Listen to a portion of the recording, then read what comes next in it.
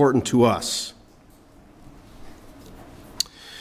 A man and his wife were getting ready for bed one night, and the wife looked out and said, George, you left the light on out in the shed. And George was pretty sure he had not left the light on in the shed, and so he went to the window and he looked out, and sure enough, there was a light on in the shed. And as he watched, he could see shadows moving back and forth in the shed, and he realized there were burglars in there getting ready to steal some of his stuff. And so he picked up the phone and he dialed 911 and he said, there's some burglars in my shed. Can you come right over? And the police dispatcher said, well, they're out in the shed, right? He said, yeah. You're in the house, right? Yeah. Well, lock your doors and just sit tight. We've got a bunch of other things going on right now. We can't come right now. And George said, okay. And he hung up the phone. He thought a minute, he counted to 30, he called 911 back again and said to the police dispatcher, don't worry about those people that were out robbing my shed, I've just shot them all. Within 5 minutes, there were 2 police cruisers, an armed SWAT car, and an ambulance. Policeman came up to George and said, and they caught the robbers. And the policeman came up to George and said, I thought you shot all those people. And George said, I thought you said you couldn't come.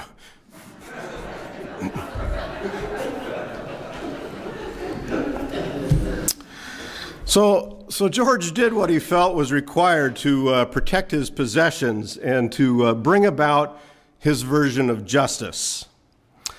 Sadly, sometimes when something needs to be done in our sphere of influence, in the spiritual sphere, we do nothing. Edward Burke said, in order for evil to flourish, all that is required is for good men to do nothing. Dante wrote, the hottest places in hell are reserved for those who in time of great moral crises maintain their neutrality. He did not maintain his neutrality, and I found it interesting as I studied a little bit about him. He wrote the Inferno, which is a long middle-age account of what he thought hell was like and all the different levels of it. And there were people in his life that he thought were not living the way that they were supposed to, and so he wrote them into his book. Very interesting way of not remaining neutral. Martin Niemöller, who was a Lutheran pastor in Germany as the Nazis were coming to power, wrote this. In Germany, they first came for the communists, and I didn't speak up because I wasn't a communist. And then they came for the Jews, and I didn't speak up because I wasn't a Jew. And then they came for the trade unionists, and I didn't speak up because I wasn't a trade unionist. And then they came for the Catholics, and I didn't speak up because I wasn't a Catholic. And then they came for me, and by that time, no one was left to speak up.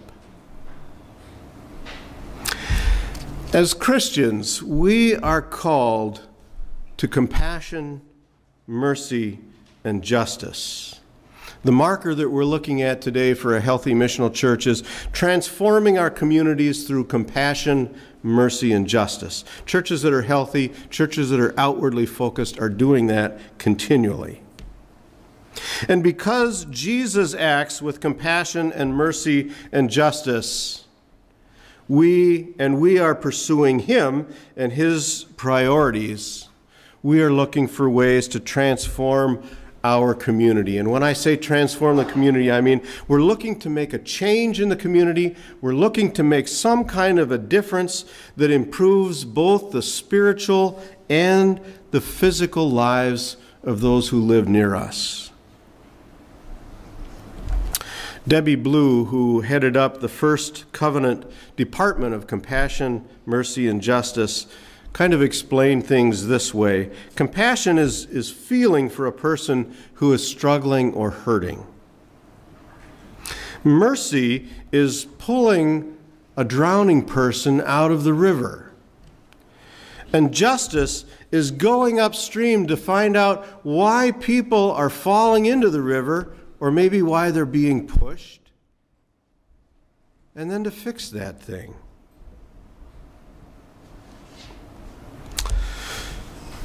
In our Old Testament lesson this morning, Micah 6:8, we get an answer to the question, what is required of us? What is required of us?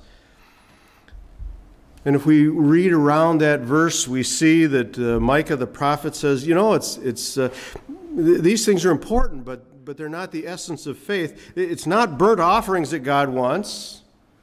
It's not gifts to bring to him. It's not sacrifices. It's not something extreme like you give your firstborn. Some of the nations around Israel did that stuff. And mainly it was meant to impress God or impress other people or bend the God's will to your will in the case of other nations. Micah says that's not what our God is looking for. And if we were to translate it into today's terms, we might say, God, these things are valuable. Church attendance, Bible knowledge, contributions that we give, but sometimes we do that for the wrong reason. We come out of duty, we learn things to impress others or give to impress other people. God is not impressed. And so those are not the essence of what he wants us to be doing. Rather, he says, I'd like a steady commitment from you to improving the lives of others who are struggling. Or in the words of Micah 6:8, do justice, love kindness, and this is important, walk humbly with your God. Matthew 23 and 24, which Jan also read for us this morning, also answers the question, what is required of us?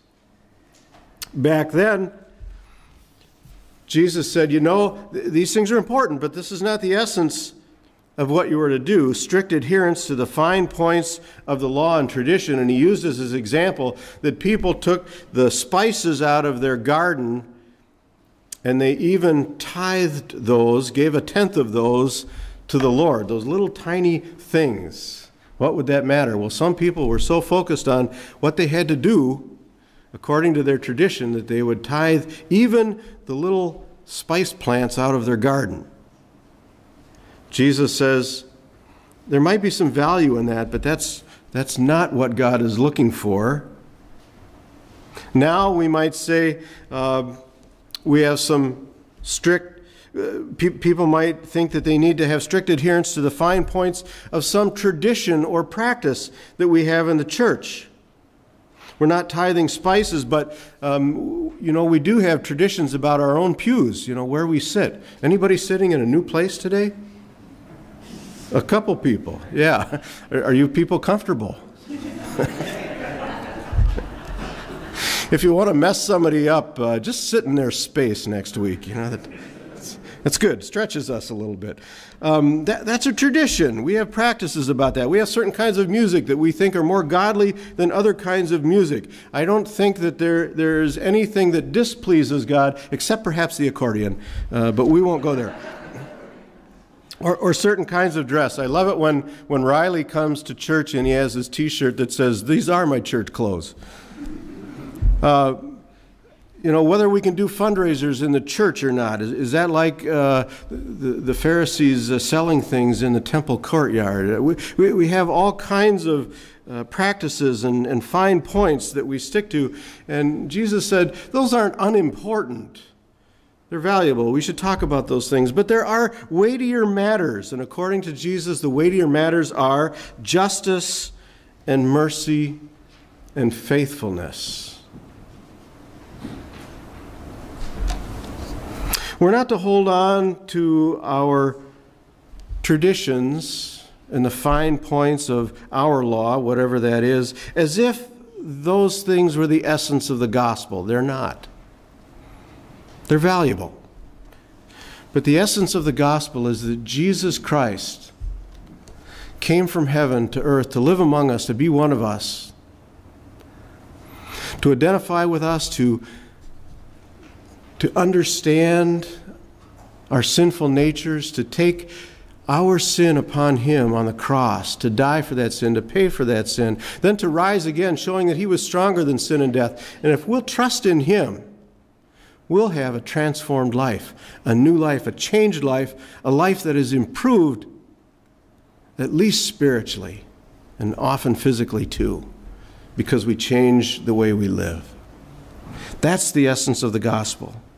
And if we can help other people find that, and sometimes the bridge to helping other people find that is to just do something merciful for them, just do something compassionate for them, just to bring about some kind of justice.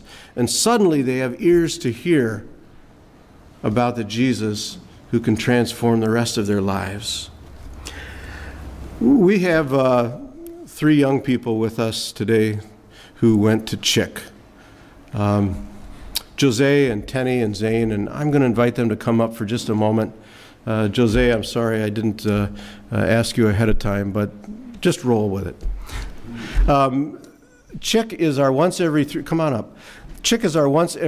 years youth conference, and it was held in Knoxville, Tennessee, at the university there, which has a place big enough for thousands of young people. What, about 6,000 of you there? You and 5,000 of your best friends. Yeah. And they participated, I think all of them, in a water project. Well, there was another one, I guess.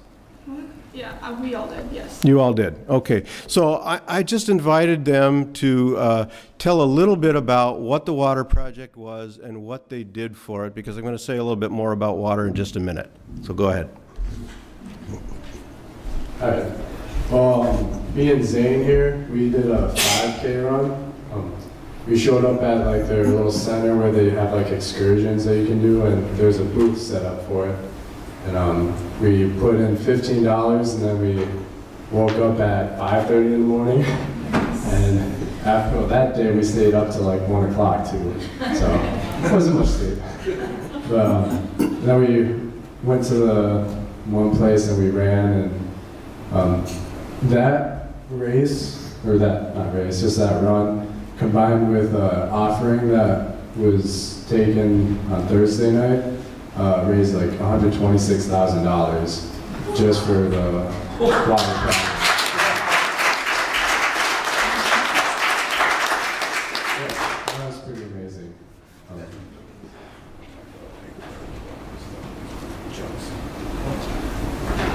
We also got to do, we got to carry the jerry cans that they use to haul the water, and we got to experience what they have to do. And there's girls that are like way younger than us that have to do that every day, and it was really hard for us to carry it. And How much do those jerry cans weigh?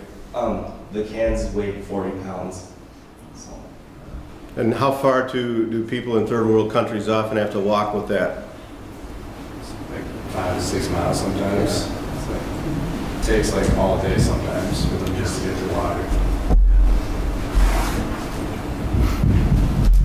Oh, I did not wake up at 5:30 to run a 5K. I slept in.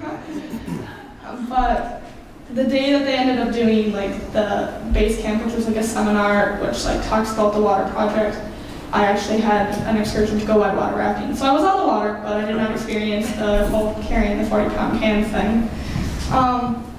But I remember a little bit from the base camp, he was talking about how that, or at least from one of them, they said that a lot of the people who carried the water were not just people like us, but they were like 5 and 6 years old girls who had to carry the water can on their head for like 5 miles just to get water. So that's a lot, and that's surprising, and I probably couldn't do that. Thank you. Yeah. And sometimes, you can have a seat. Countries experience drought, and so wherever people were getting water, they can't get it anymore. They have to walk farther. They have to maybe dig in the ground. And sometimes the places where they are getting it, the water isn't clean. I wanted to just reference something that we've heard about before, and that is the Water Mission International out of Charleston, South Carolina.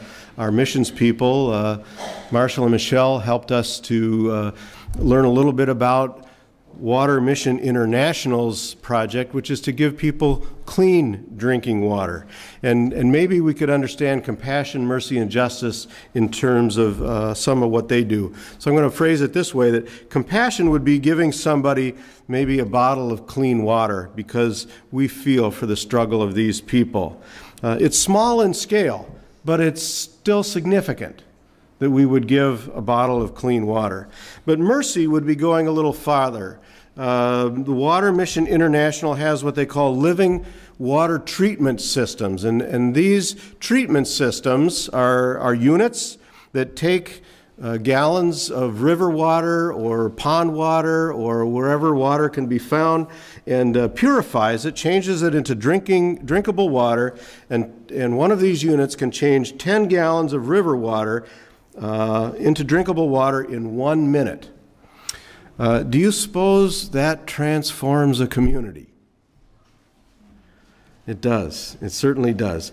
With a diesel generator, it costs about $3 to treat 1,000 gallons of water. And with solar power, you can do the same 1,000 gallons for 75 cents. Doesn't cost that much to give people drinkable water. And many people die simply because they don't have clean water, which we take so much for granted. Justice. We've talked about compassion and mercy. Justice would be something like this. Water Mission International doesn't just give these living water treatment units out, but they also try to address larger issues in the system of the people. They address poverty. They address health.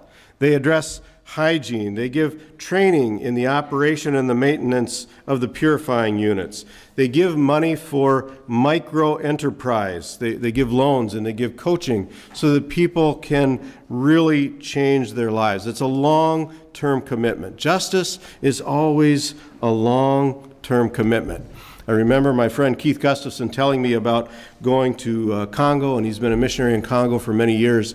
And the people in Congo, the Africans, say, when a missionary comes, it's like we're building a house together. But very often the missionaries see themselves as kind of the scaffold upon which we all climb to build this house. And we don't want them to be the scaffold that is here and then is taken down later. We want them to be stones in the wall.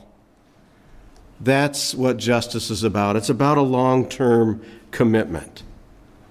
It's about meeting spiritual needs along with giving practical help. I was so impressed when I read in the Chick Newswire article that the goal for helping out with providing clean water to third world countries was $55,000. And as Tenny mentioned, $126,000 was raised by teenagers. Sometimes we say our youth are the future of the church. No, they are the present. Look what they're doing. Compassion, mercy, and justice. Those are matters of faith combined with works. Compassion, mercy, and justice is a matter of faith that really works. Amen.